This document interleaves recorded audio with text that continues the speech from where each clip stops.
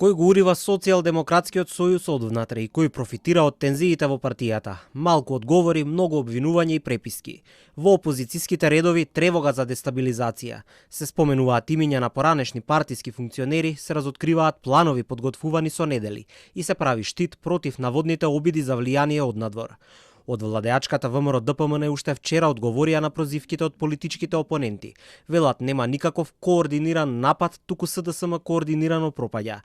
Социјалдемократите пак вчера испратија соопштение дека бараат Централниот одбор да го исклучи Јован Деспотовски од партијата, без да се наведе кој точно стои зад официјалниот допис. Го обвинуваат поранешниот партиски функционер дека во договор со членови на ВМРО ДПМН и на ЗНАМ со заеднички сили се обидуваат да ја дестабилизираат партијата преку медиумска кампања. Целиот план е осмислен пред 2 недели, кога власта свати дека ја губи поддршката на граѓаните. Првиот обид за дестабилизација беше целосно разоткриен и пропадна. СДСМ секогаш била и се уште е партија со диалог во рамки на партијата. По тоа сме препознатливи, но нема да дозволиме сценарија на ВМРО за делење и уривање на СДСМ од внатре. По првичните обвинувања, Деспотовски веднаш реагираше, велејќи дека по 30 години политички стаж не очекувал неговата матична партија да го остави целосно без зборови и коментар. Порача дека секогаш бил максимално умерен дури и во ситуации и за луѓе кои апсолутно заслужиле остар став.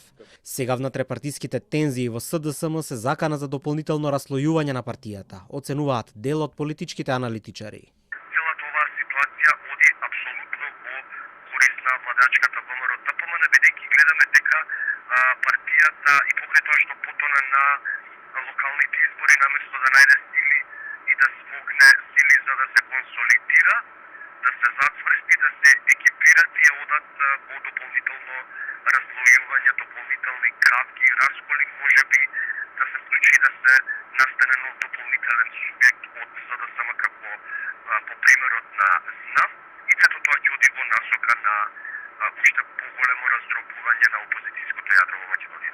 Атанасовски е на став дека по поразот на локалните СДСМ требаше да ги лоцира и да ги преслика кадрите како градоначалниците на Центар, Крива Паланка и Македонска Каменица, кои успеаа да победат на изборите и покрај поразот на нивната партија, за потоа внатрепартиските реформи да се спроведат со успешни лица, а не со дискутабилни кадри.